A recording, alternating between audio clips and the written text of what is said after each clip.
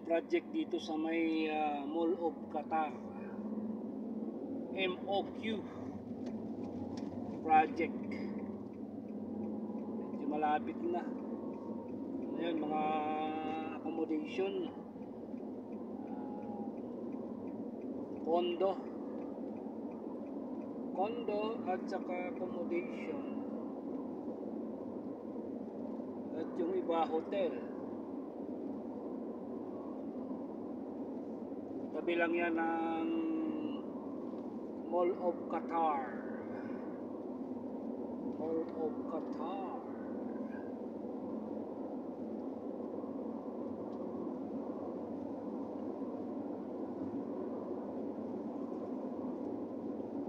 Enjoy the view tayo mga kalebel. Habang sa travel tayo, ayan yung metro station. Station ng tren. Ayan, nakikita nyo. May tren, no? May naka-standby na tren sa taas.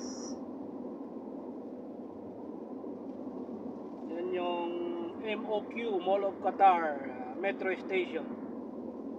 Ayan sa unahan, may tren na naka-standby.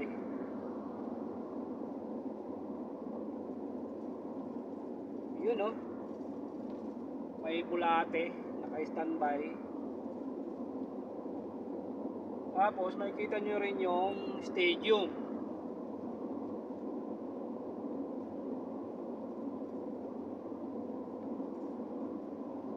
Ahmad bin Ali Stadium. Ahmad bin Ali Stadium. Ayan yun. Dumating ako dito sa Qatar hindi pa tinatayo yan. Ngayon tapos na. Hanggang dito yung metro pa lang hanggang dito.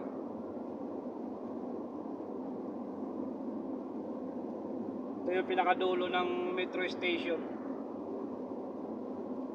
dito sa may MOQ, Mall of Qatar. Pupunta naman tayo dito sa Al Jawasin Wukod Station, Orbital 7 kung tawagin. Orbital 7 gasoline station. Ikot lang tayo.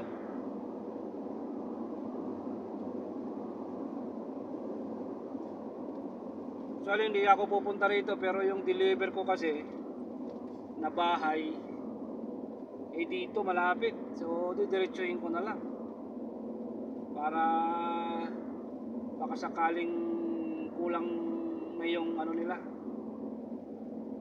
stock nila doon, so mabigyan natin ng supply. Matatanaw natin doon yung ano, doon sa kabila, yung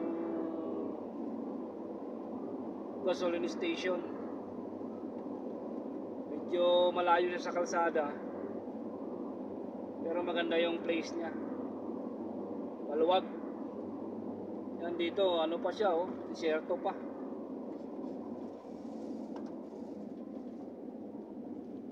Desierto, pero malapit sa malaking mall. Ito pinakamalaking mall yon, yung dinaanan natin, yung MOQ.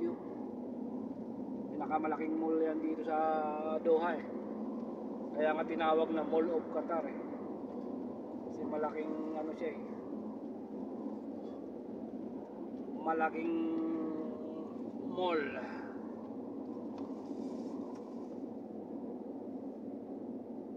Parang sinlaki ng ano, Mall of Asia sa atin sa Pilipinas. Ayan, nakita nyo na, ayan yung gasoline station. Lahat ng gasoline station may poste na ganyan. Ayan yung poste na yan, nakikita nyo yan. Hindi pala nakita. Dito, pasok tayo rito. Doon sa kabila yung para sa truck. Yan, para sa truck yan. Dito naman sa kanan ko yung para sa mga tahimik dito kasi medyo malayo sa kalsada, kaya hindi masyadong papasukin mo pa kasi siya bago ka makapunta rito. Baka sakali lang tayo makapag-deliver tayo dito.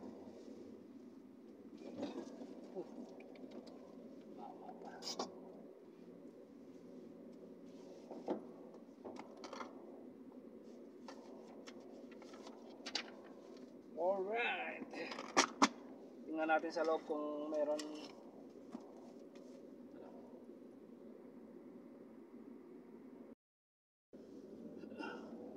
Okay, tapos na tayo mga kalebel. Ano na tayo, naka-deliver din tayo ng 2 box, so okay na yun. At least hindi na zero yung ano natin, hindi na zero yung punta natin dito. Kanina na zero ako dun sa ano, ilang minuto yun, 20 minutes. Tapos pagdating ko dun, hindi ako nakapagbigay dahil marami pa silang stock. Ayan o, lahat yung poste na yan, pag nakikita nyo yan, gasoline station yan. Yung ganyang kulay na poste. Yan, signage, gasoline station yan. Pag malayo pa lang, makita mo na yan, may gasoline station yan dyan. So, ganun yun. Palatandaan yan. Ibig sabihin nun, malaking gasoline station yan. Kumbaga sa ano, kompleto, may grocery. Kasi may mga gasoline station dito na walang grocery, talagang gasolina lang, diesel lang, gano'n. Dito naman kasi magkahiwalay ang diesel at saka ano, gasolina. Para hindi simisikip. Kasi mga diesel, mga truck, karamihan malalaking truck, di ba? So yun ang iniiwasan dito. Kaya katulad nito, iba yung nagpa-diesel siya, iba yung area niya. Doon sa kabila. Kumbaga sa ano, may partition. Iba yung ano nila, way. So balik na tayo na ano, hindi sa Doha pero malayo pa rin sa Doha, pero mga ilang minuto, 24 minutes doon sa pupuntahan natin, doon sa isang gasoline station. So yung truck na yung nakikita nyo guys, hindi po gasolina yan, parang tanker siya, di ba? Hindi po gasolina yan, ang laman po niyan tubig. Kadalasan yan tubig o kaya tae, sewage. Ang laman yan, yung mga ganyan. Maswerte yung mga driver ng ganyan, kasi yung trabaho nila regular. Pero pag mga trailer, kasi trailer yan eh. Pag trailer na mga yung ano, container van, hindi pala to trailer, ano pala to, straight truck lang. Pero karamihan yan trailer eh.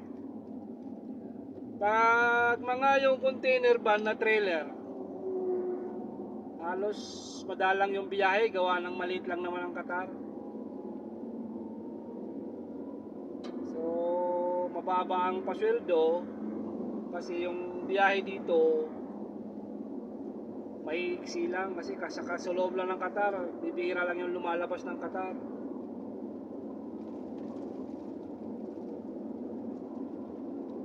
Kaya yung plano ko na pagiging trailer driver dito, naudlot. Kasi yung mga trailer pa dito, mababa yung sweldo. Saka yung biyahe nila, madalang. Kaya ganon.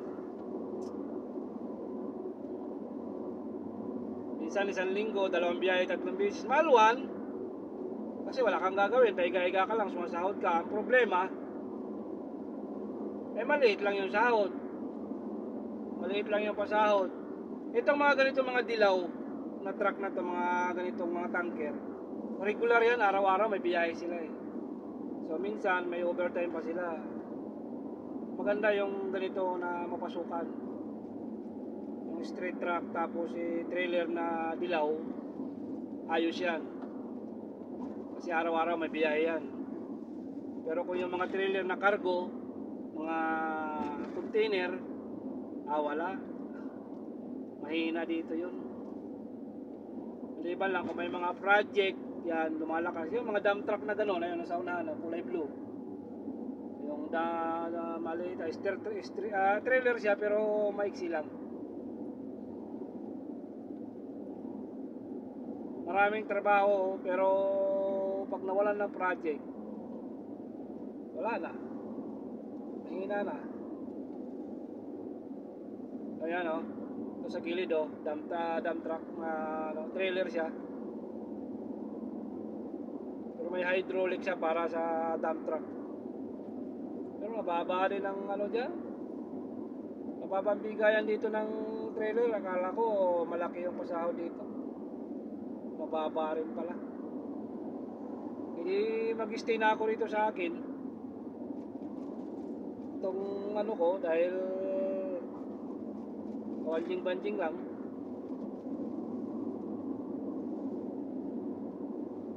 Ayan mga dilaw oh. Pag hindi tubig yan, tae yung seaweeds.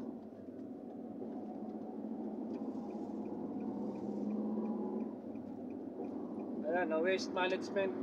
Yun, ang laman ng isa, tae.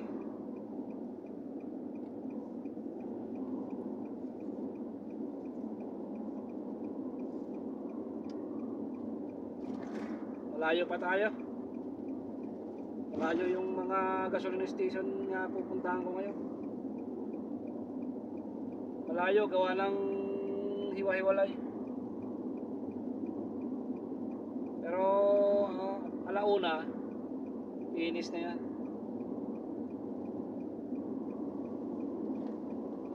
Finisin na natin ang alauna. Ayan o, kita nyo yung truck, kulay dilaw. Street truck siya.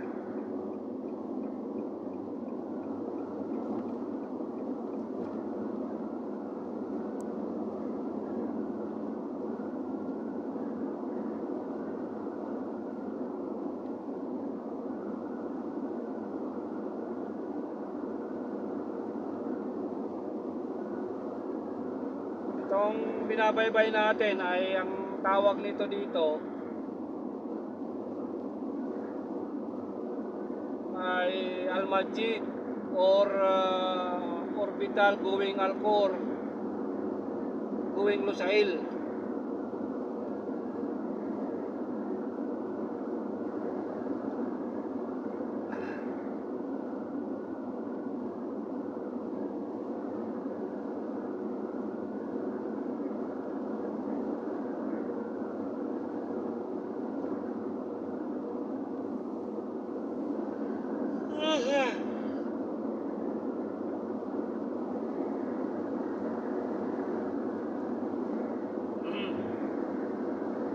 Dapat, di ba?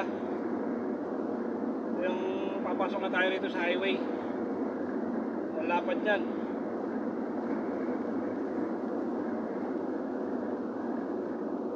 Sa highway tayo.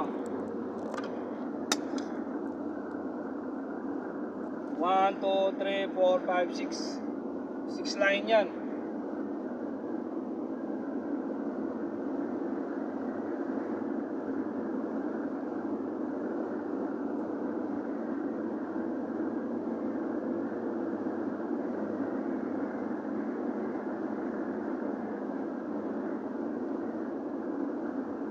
Pag driver ka rito sa Qatar or sa Middle East, dapat kabisado mo yun ng mga nakasulat dyan, oh. Kung saan nakatapat dyan, doon ang punta niyan. Ayan, mga nakasulat sa taas.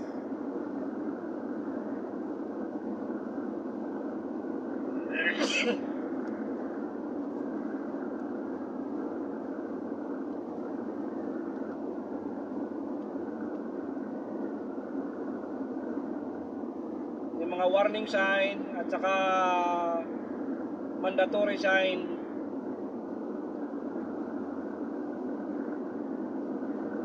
Ano pa ba tawag doon na isa? Warning sign, mandatory sign,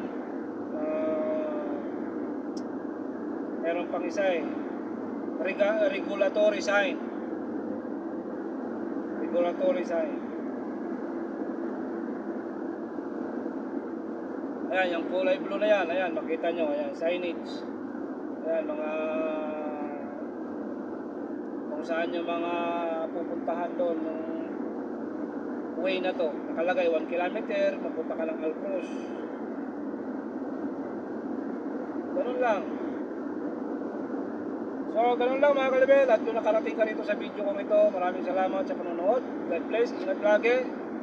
At as always, lagi po tayo mag-iingat.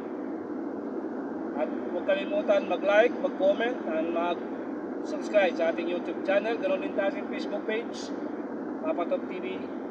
Bye-bye!